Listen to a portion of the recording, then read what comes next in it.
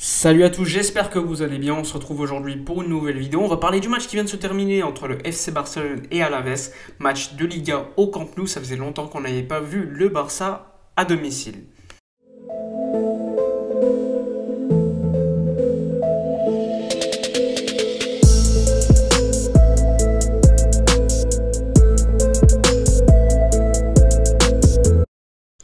Avant de commencer la vidéo, je voulais vous présenter l'application numéro 1 de l'actualité du football. C'est l'application OneFootball.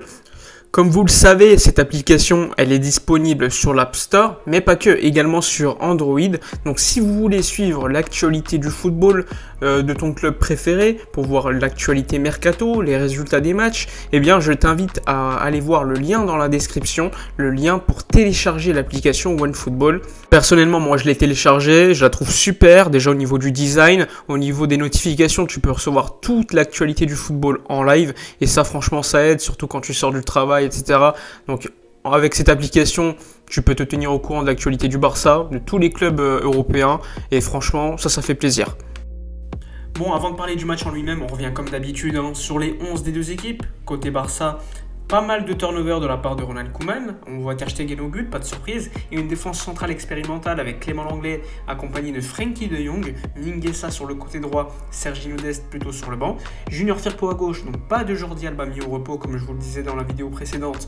Jordi Alba ces derniers temps a beaucoup joué, il est vraiment cramé. Donc assez logiquement, Ronald Koeman a décidé de le faire souffler pour ce match. Ensuite, un milieu de terrain expérimental avec Sergio Busquets en numéro 6. Et là, deux relayeurs issus de la Masia.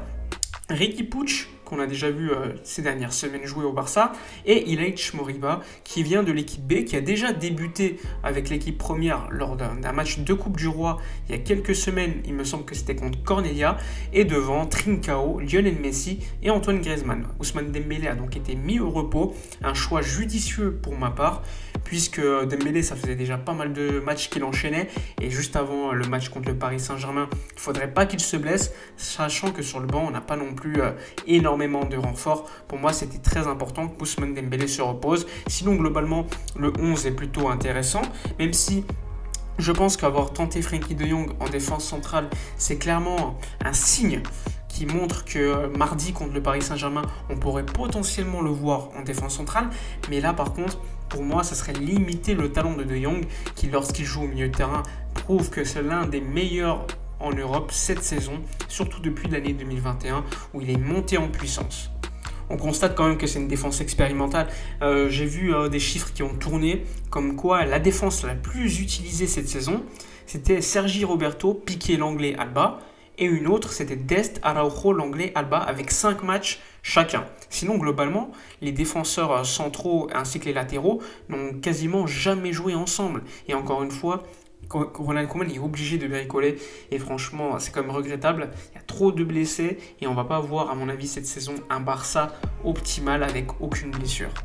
Concernant le 11 d'Alaves, c'est plutôt classique. On reconnaît certains joueurs qu'on connaît plutôt bien, comme Joselu, l'attaquant, ou encore Pérez, qui avait joué, il me semble, il y a quelques années à Arsenal. Il aurait même pu signer au Barça il y a quelques saisons. Sinon, il y a également Pina, qui a joué à Villarreal il y a quelques années. Je me rappelle qu'il avait blessé Sergio Busquets, il me semble que c'était en 2014-2015. Sinon, globalement, il y a Pacheco, qui est pour moi l'un des meilleurs gardiens de Liga. Sinon, c'est un 11 plutôt habituel de la part de Alaves. Enfin bref, maintenant on va clairement parler du match. On commence évidemment par la première mi-temps et ensuite la deuxième. Alors commençons.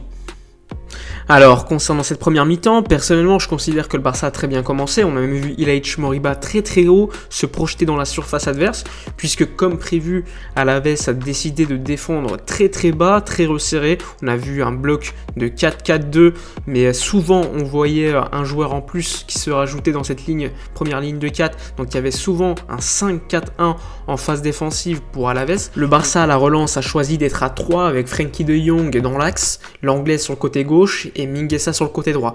Alors pendant de longues minutes, on a vu un Barça avec peu d'idées au milieu de terrain. On voyait souvent Riqui Puig systématiquement revenir très proche du premier relanceur, ou encore Firpo qui assez souvent faisait des appels dans le vide, mais lorsqu'il recevait le ballon, il n'était vraiment pas très productif. On l'a vu faire un très bel appel à un moment donné, mais il était trop court pour rattraper le ballon.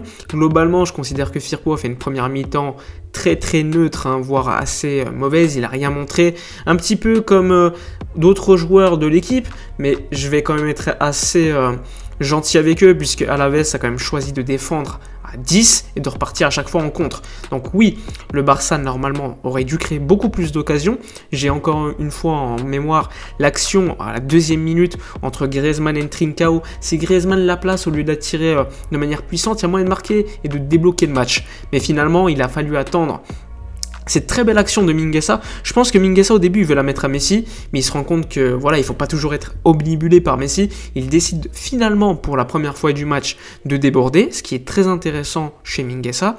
Il fait un très bon centre, ça revient sur Ilaix Moriba qui met une belle passe magnifique pour Trincao, et c'est le premier but, celui qui va quand même changer d'une certaine manière l'approche du match, puisqu'Alavés a essayé pendant quelques minutes de ressortir.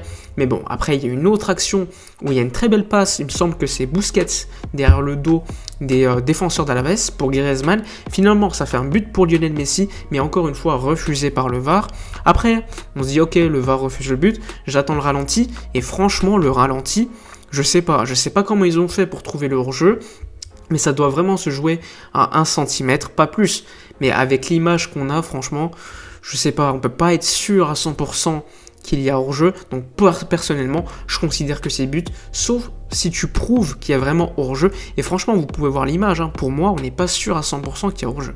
Enfin bref, donc on reste à 1-0. Finalement, il a fallu encore attendre Lionel Messi, juste avant la mi-temps, qui te met un magnifique but. Son petit contrôle, il relève le ballon avec son pied gauche, et petite frappe au bord du poteau. Il le fait assez souvent, et ça fait mouche. Ça fait donc le 2-0. Juste avant la mi-temps, ça fait mal à l'équipe d'Alavés.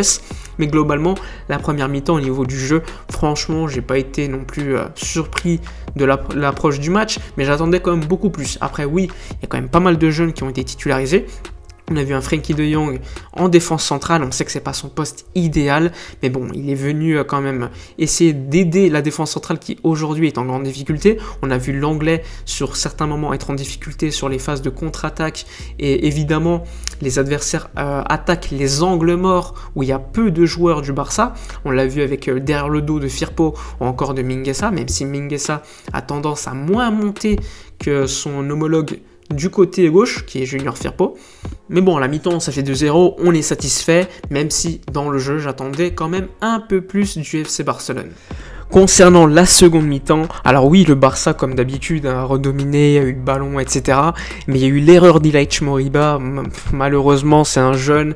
La passe était un peu trop prévisible et Alavés en a bien profité. Et évidemment, ça a fait 2-1 malheureusement. Je vous ai pas dit, mais il y a eu le changement également, la sortie de Sergio Busquets. Et un peu plus tard, il y a eu les sorties de Frenkie de Jong qui a été passé au milieu de terrain. Donc on a pu voir quand même un milieu de terrain, Riqui Puig, Pedri qui est rentré et qui a fait une magnifique rentrée. À un moment donné, il met une passe pour Messi sur le 3e but, hein, le but de Trincao, le doublé. Pedri, encore une fois, qui vient pour sauver la maison, comme assez souvent, on l'a remarqué lorsque le Barça est en difficulté. Donc ça faisait 3-1. Et juste après, tu as Messi qui marque un but exceptionnel dans la lucarne. Évidemment, Pacheco ne peut rien faire. Ensuite, le Barça a fait tourner. On a évidemment pas eu de grosses occasions en notre défaveur, mais on en a profité pour mettre un 5e but avec encore une fois Messi à la baguette. La passe, elle est exceptionnelle pour Griezmann et le but de Junior Firpo. Mais ça, c'est typiquement la passe, l'avant-dernière passe de Messi qui ne sera pas comptée dans les stats, mais c'est lui qui fait tout sur l'action. C'est encore une fois magnifiquement joué. Donc ça fait 5-1 pour le FC Barcelone, qui va évidemment gagner ce match assez facilement, même si on a pu se faire peur à partir du 2-1 et le but d'Alavés. Mais ensuite, le Barça s'est repris. Il y a eu quand même des choses très intéressantes, même si globalement, dans le jeu, c'était pas non plus fou. Après, à partir du moment où on a marqué Alavés, a essayé de revenir, se sont dévoilés un peu plus, et nous on a tué le match. Messi a été clinique, même s'il aurait pu marquer 1 ou 2 buts de plus à mon avis. Mais bon, c'était un grand Messi, encore une fois.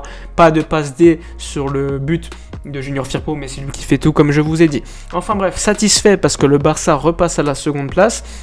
Évidemment, le Real Madrid va jouer demain contre Valence et aura dans ce cas-là un match en plus. Mais avant cela, on sera donc second. On revient à notre place qu'on a déjà depuis quelques semaines. On enchaîne les victoires. Ça fait quand même pas mal de matchs où on est invaincu en championnat. Et ça fait quand même très plaisir pour l'équipe de Ronald Koeman. Donc, n'hésitez pas à me dire dans les commentaires votre avis sur cette victoire du FC Barcelone, votre homme du match. Je pense qu'il ne faut pas dire Messi, mais dites-moi un autre nom, parce que Messi, on sait que c'est lui l'homme du match. Mais voilà, soyez un peu plus original. N'oubliez pas, comme d'habitude, de liker, commenter, partager. Moi, je vous dis à la prochaine, et d'ici là, comme d'habitude, portez-vous bien.